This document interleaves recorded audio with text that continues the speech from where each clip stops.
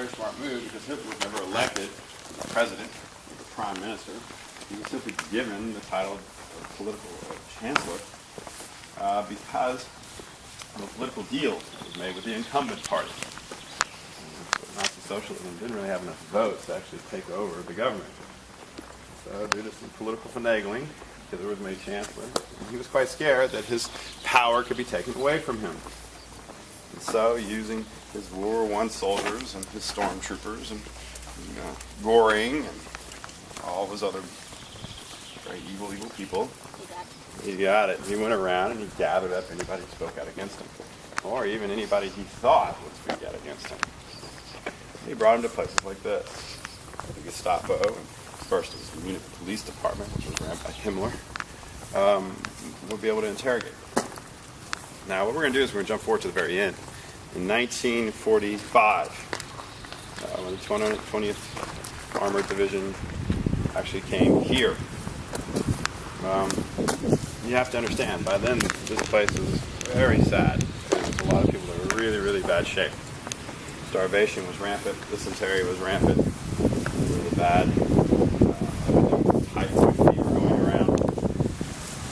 So when these young soldiers, and as we talked about earlier, these young soldiers were quite green, as they say. We're going to stop right here, guys. When they got here, what they saw pretty much kind of, use nomenclature that we use today, it knocked their socks off. They weren't expecting it. In 1945, the camp was no longer just for men. It was actually for families, women, and men. They had integrated all the other camps into Dachau and its subcamps. When the soldiers came into the camp, the women, not knowing who they were, simply did as they were taught before, and they fell down onto the ground and lift their skirts.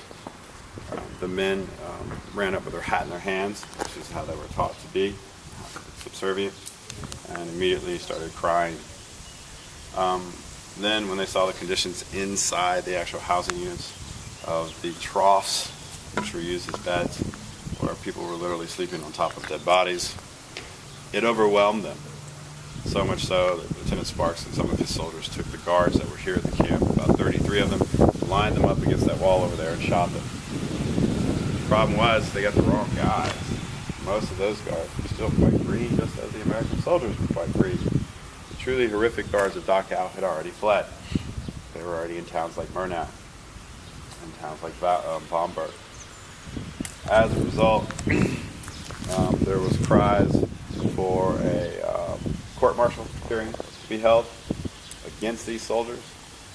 The provisional governor of Bavaria at the time, he simply took the paperwork, put it in his desk, and forgot all about it. Of course, that was Patton. Patton didn't want to have to deal with that and didn't want it to be shed to light, so to speak.